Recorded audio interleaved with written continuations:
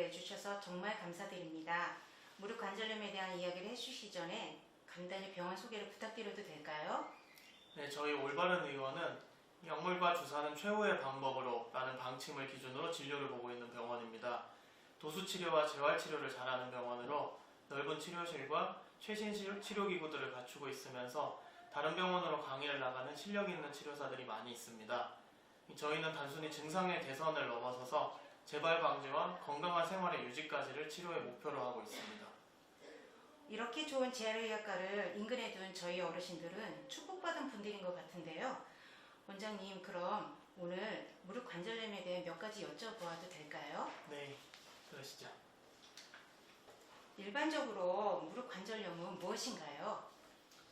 관절염은 우리 몸의 모든 관절에 생길 수 있는 질환인데요. 사실 관절염이 굉장히 복잡한 질환이라서 설명드리는 게 쉽지는 않습니다. 관절염에는 단어 안에 질환들이 많이 포함되어 있어서 그런데 의사들 사이에서도 최근까지 관절염이라는 단어를 어떻게 써야 할지에 대해서 논쟁이 있었거든요. 그래도 최대한 쉽고 단순하게 설명을 드린다면 관절과 그 주변에 과도한 염증 반응이 지속적으로 계속 일어나는 것이라고 할 수 있습니다.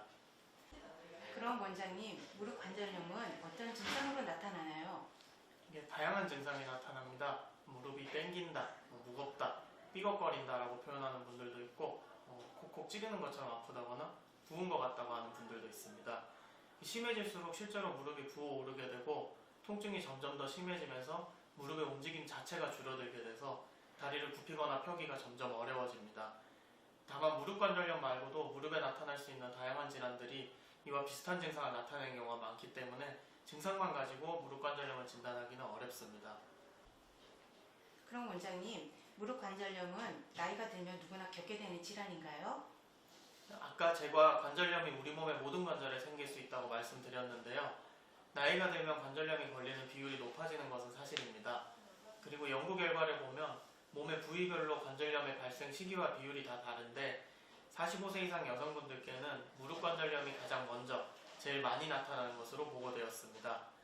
하지만 단순히 나이 때문에 생긴다고 볼 수는 없는데 이게 평소 생활 습관이나 직업적인 자세, 활동 정도에 따라 무릎 상태에 많은 차이가 나기 때문입니다. 예를 들면 집에서 주로 바닥에 앉아서 생활하는 사람과 의자에 앉아서 생활하는 사람, 또 걸레질을 할 때 바닥에 무릎을 꿇고 하는 사람과 서서 밀대를 이용해서 걸레질을 하는 사람, 두 사람의 무릎 상태는 차이가 많이 나게 될 마련입니다. 또 일을 할 때도 쪼그려 앉아서 일을 하는 사람과 서서 일하는 사람, 앉아서 일하는 사람의 무릎에도 차이가 많이 생깁니다. 결국 나이가 하나의 위험 요소이긴 하지만 절대적인 것은 아니고 본인이 살아오면서 얼마나 신경을 쓰고 관리해 왔느냐가 더 중요하다고 볼 수 있습니다. 그 중에서도 허벅지를 어떻게 관리했느냐가 중요하기 때문에 그걸 강조하고 싶네요. 무릎은 허벅지가 책임집니다. 만약 무릎 관절염 진단을 받게 된다면 무릎 관절염의 치료는 어떻게 해야 되는 건가요? 크게 나누자면 약을 이용한 치료법과 비약물적인 치료법으로 나눌 수 있습니다. 약물 치료법에는 먹는 약과 무릎에 주사하는 주사제가 있고 이는 모든 관절염의 단계에서 적용할 수 있습니다. 하지만 높은 단계일수록 효과가 떨어지고 먹는 약을 오래 복용할 경우에 여러 가지 부작용들이 생길 수 있기 때문에 낮은 단계의 관절염에서부터 장기적인 약물 치료를 고려하는 것은 좀 고민이 되는 부분입니다. 그리고 무릎에 직접 주사하는 주사제는 스테로이드 주사, 히알루론산 주사, 프롤로 주사 등 여러 가지 종류가 있습니다. 공통적으로는 몸의 다른 부분에 생기는 부작용은 덜할 수 있지만 장기적으로 맞으면 효과가 떨어지게 됩니다. 약을 이용하지 않는 치료법에는 운동치료, 도수치료 같은 보존적 치료와 수술이 있습니다. 관절염이 3단계 말기나 4단계에 가면 수술적 치료를 고려하는 것이 필요한 만큼 그 전에 운동치료나 도수치료, 물리치료를 적극적으로 받아서 최대한 관절의 악화를 늦추는 것이 중요하다고 할 수 있습니다. 특히 운동을 할 때는 다시 한번 강조드리지만 허벅지를 키우는 것이 중요합니다. 저희 어르신들 중에 연골 주사를 맞는 분들이 계신데요. 연골 주사를 맞게 되면 연골을 생성할 수 있는 건가요? 연골 주사라는 것은 히알루론산이라고 하는 연골과 관절액의 구성 성분을 직접 관절에 주입해주는 주사인데요. 이것을 맞는다고 연골이 생성되지는 않습니다. 다만 줄어든 관절액을 보충해줄 수 있고 히알루론산 자체에도 소염작용을 하는 성분이 있어서 관절염의 악화를 늦춰주게 됩니다. 그래서 주로 관절염 초기에 도움이 됩니다. 관절염은 음식이나 건강식품으로도 치료할 수 있을까요, 원장님? 음식이나 건강식품 지금까지 알려진 것 중에는 관절염에 도움이 되는 것은 없습니다. 물론 건강한 식습관과 비만을 피하는 것은 관절염을 예방하는 중요한 방법입니다. 하지만 이미 생긴 관절염에 도움이 되는 음식이나 건강식품은 지금까지는 발견하지 못했습니다. 글루코사민, 콘드로이친, 카테킨 등의 그 물질들이 2000년대 초반에 각광을 받아서 10년 이상 좀 대규모 연구가 진행이 됐었는데 그동안 연구 결과들을 보면 다 효과가 없는 것으로 드러났습니다. 네, 그렇군요. 관절염에는 걷기 운동이 가장 좋다고 하는데 사실인가요, 원장님?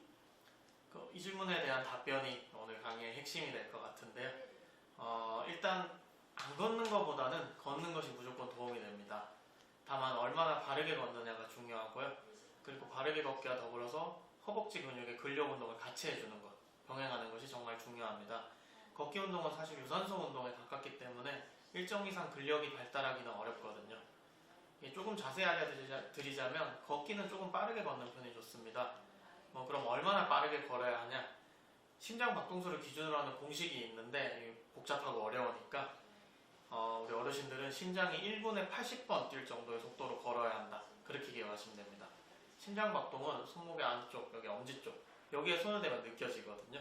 이 시계를 보면서 10초 동안 얼마나 뛰는지 잰 다음에 6을 곱하면은 이제 1분 동안 얼마나 뛰었는지 알죠. 최근에는 그 심장 박동을 재주는 시계형 기구들도 많이 나와 있어서 이것을 이용하시면 편합니다. 원장님 혹시 저희 어르신들도 그 치료법에 대한 운동법 및 도수 치료 장면을 간단히 볼 수 있을까요?